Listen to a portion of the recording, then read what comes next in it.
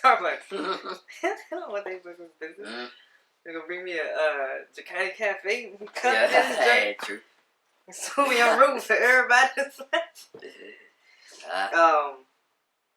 I was, see, I'm gonna have different answers than a lot of people you're gonna interview for that's these. the point off the rip. I'm done, man. I need the money now. Nah, JG Wentworth says my money. I need it now. It's a fact. Can't know who it is, man. Alright, well, I'm do my weird. Just don't mean nothing. Alright, you got now. Look at the camera for a minute.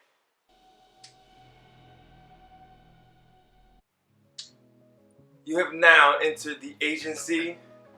I'm your host, Agent MBEY, and we got a special guest today for Off Topic.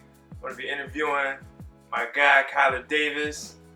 Get him introduce himself real quick, and we're going to get into this interview and some other topics. Kyler. Fix my posture a little bit. Yeah, I'm Kyler. Sometimes go by the name O'Teal Davis. That's really just my middle name, my last name. You call me Kyler, you call me O'Teal. Do a little photography, a little digital art and photography, abstractions. You know, I dabble in a little bit from a couple things. 10-4. So since we already talked about that, kind of talk about your artist origin. We got you started in the arts. What was your interest in that? Yeah. It's actually kind of interesting for me in particular. I like to say I didn't really become an artist till sophomore year of college, which was like 2011-ish, 2011-12-ish. Originally I just had a camera and I was freelancing for a lot of rappers, artists, things of that nature in my area up in Northern Virginia. Made a pretty penny doing that, charging super low prices because I was still not really that good. So, but as I went to college, I started pursuing graphic design. I realized it wasn't really the direction that I wanted to go in, so then I kind of went towards print photo media. Fell in love with the art of photography and more of the craft of it all. Kind of rest is history, as they say. I hear that. Just graphic design, doing an album. How many album covers or rappers stuff you think you got under your belt? Between 6 and 10. I did like a lot of just promo type shoots for them to throw on Instagram and Facebook. It's early years of social media.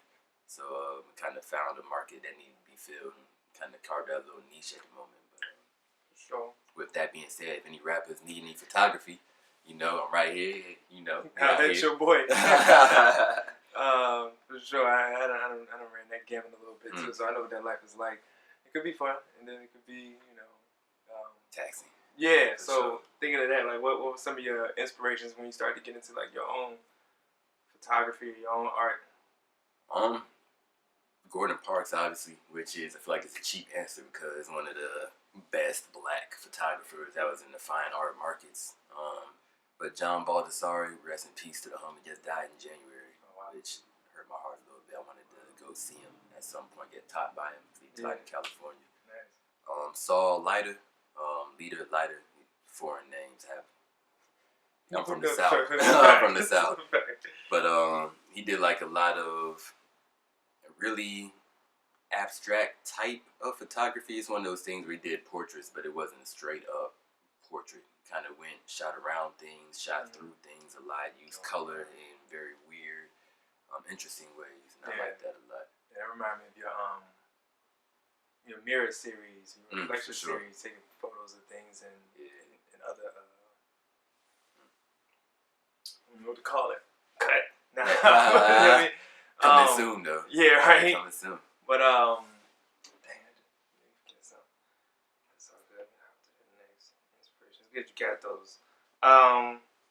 So cool. In that regard, like, what are some of your accomplishments as a as kind of a, I'm gonna say exhibiting artist? I can say that because we exhibited together.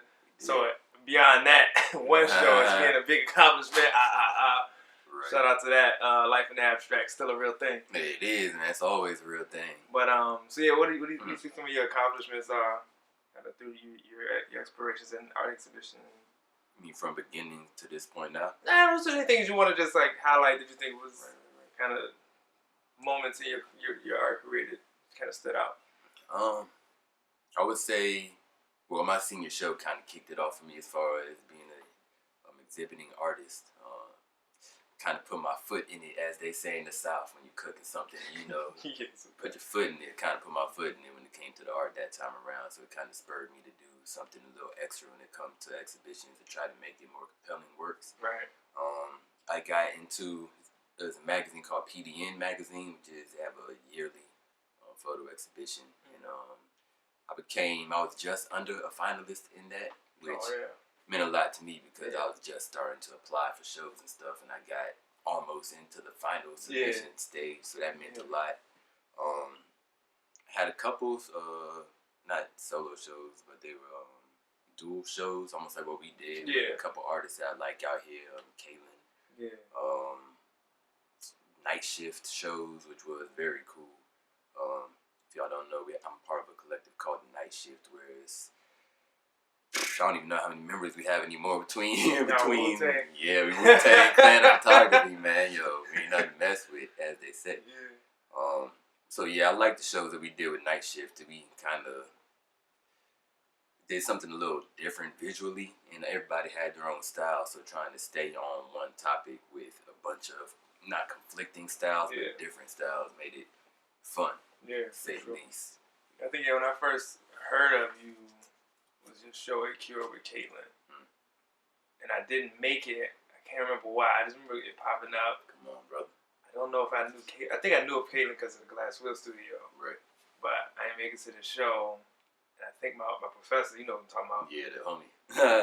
He mentioned something about it. I was like, dang, he was there? I didn't make it there? He's everywhere, man. Yeah. He had all the shows. And then, so yeah, then I think I found out later. I was just like, yo, that was him? Dang, I didn't even know. Oh, I didn't even. Glass Wheel Studio had a show up there with the slideshow. A lot of folks didn't even know I made art until they came to the show. Like, oh, that's you. I'm like, yeah, you know, a little bit something. I think that's the one I saw. How many times you been in there? Glass Wheel. I was in there twice. Technically, I had works downstairs for a separate show. Then Night Shift had different works upstairs. So I had two different bodies of work in the same show. I got almost, you. Okay. Because yeah, I know when I had mine in there was two different shows going on. They had like the kind of like downstairs. They had the actual. I had one during the gas exhibition, gas joint. Sure. But I had a piece upstairs. That was fine. So yeah, because I remember that show, and I remember the piece upstairs, but maybe I didn't realize the ones downstairs. That's tough. What we got? There was all right. So finish this this description. You gotta wake up. You have got a couple errands to run, so you go out, do your thing, come back. Nothing else to do the rest of the day, but you know you're trying to get in the studio. So describe like a day in the studio, and you just got your freedom to get busy. Me being me, I probably go to the kitchen first, get a tasty beverage, whether that's tea or coffee or hot chocolate or something. I like warm beverages. Kind of does something to the soul for me. Helps stimulate mental energies, all that good stuff. Yes, sir. But after that, I normally go to the room. Go into my room. I like to create a lot in my room just because I kind of have something about the space being feng shui and things of that nature. Plus, I'm a digital artist, so I don't really need like space like this. I don't really need all the space. So either I'll work on my bed, open up the blinds, if they're not already open, turn on some music through the speakers, and just kind of, I don't know, I use a lot of energy now I think about it. I kind of turn on the speakers for my music, then turn on the TV, like a documentary or a movie I like, and then kind of just work. Either I look at my own work first and kind of figure out where I'm trying to go, or I'll look at some notes that I made and then just try to find out where I want to go. Is it just photography I want to do with the editing that I want to do? Do I want to make digital composites, make abstractions? It's normally all about what feels right and what the flow is for the day. You know? So with the music playing, is the documentary also audio on? Subtitles. Okay. Yeah. Okay, I was trying to understand the audio stimulation.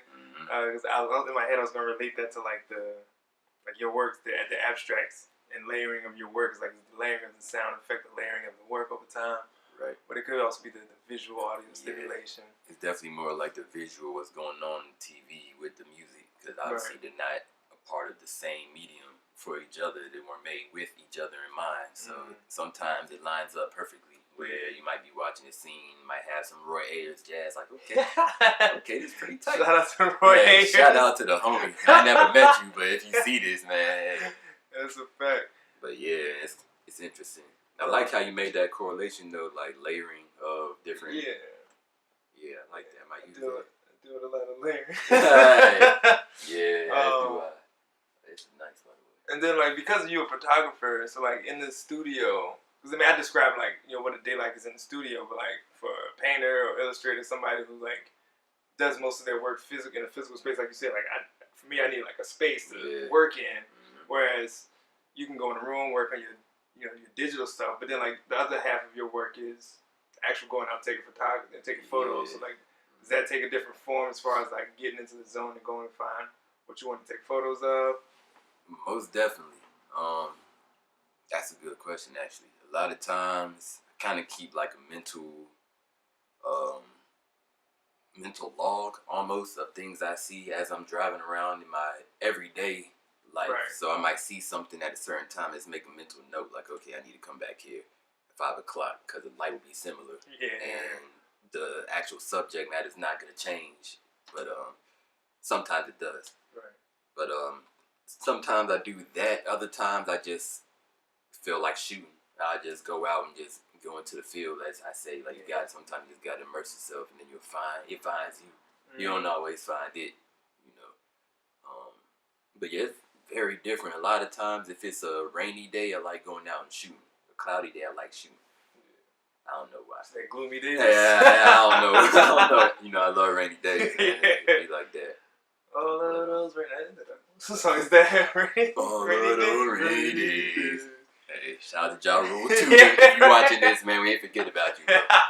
We ain't forget. True that. So so like, let's get into maybe some things that you got. You got anything like coming up, or where people can follow you at to figure out, when you do have things coming up? Well, first of all, you can follow me, my Instagram. Hey. Google trying to follow me right quick. Right. She know more about me. They listening, y'all. Shoot. Yeah. Nah, let me stop. Happened last time. You was checking. Facts. Facts. But what was I about to say? Oh yeah.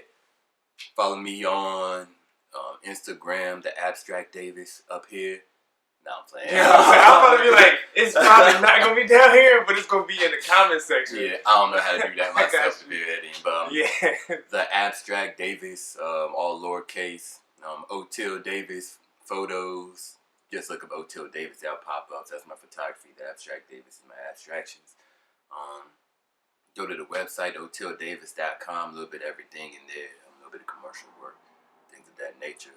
As far as art shows coming up or things coming up, I'm actually talking at ODU to a film photography class sometime soon in the next couple weeks. It should be pretty cool.